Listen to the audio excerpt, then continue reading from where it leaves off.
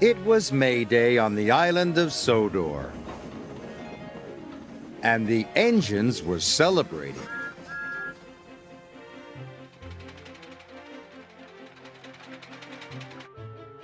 They knew there'd be music and lots of fun.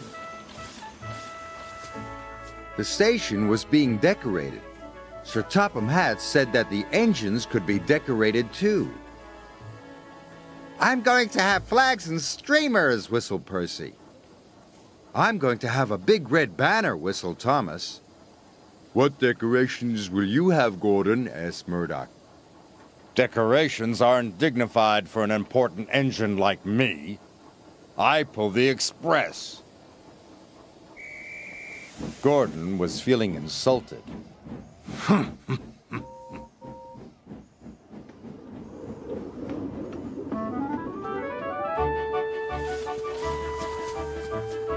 "Silly little engines," he grunted. Thomas was enjoying himself. He was bringing the maypole. The farmer's children waved. Thomas peeped happily as he passed by. Soon it was time for the decorating. Percy's driver was wrapping streamers and flags around his funnel. Thomas had a big red banner on his tanks. Even Murdoch was being decorated, although he was very shy about it. "We could have a contest for the best dressed engine," suggested James. Just then, Gordon shunted in. "A contest?" he puffed. "I'm bound to win any contest." "You will have to be decorated," said James. "This is a best-dressed engine contest." "Not me," puffed Gordon. "You'd never catch me looking so ridiculous."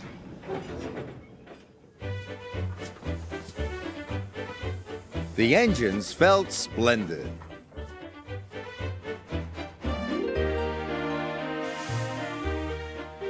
But not Gordon. He was cross. "Decorations aren't dignified. Huh?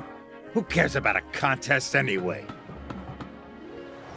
Further down his line, a colorful banner was strung across the bridge.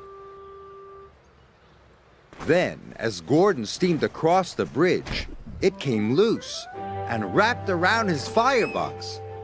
Gordon couldn't see the line ahead. Gordon tried to whoosh the banner off, but it wouldn't budge.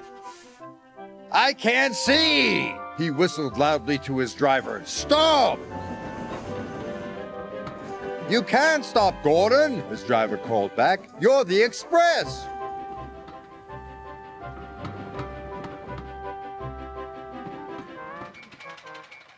Trevor was chugging slowly along with his load of apples for the children's apple bob.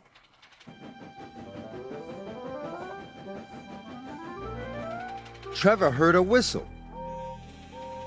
He was going as fast as he could, but it wasn't fast enough. The apples were all smashed.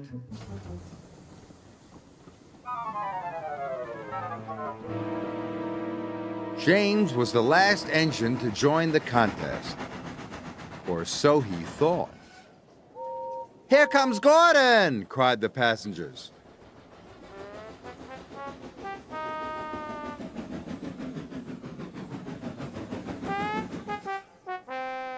"We didn't think you wanted to be decorated," teased Thomas. "I didn't," puffed Gordon. "Well, you're definitely the best-dressed engine," said James. All the engines agreed. Gordon was secretly pleased, but he didn't think it was dignified to say so. Silly Gordon.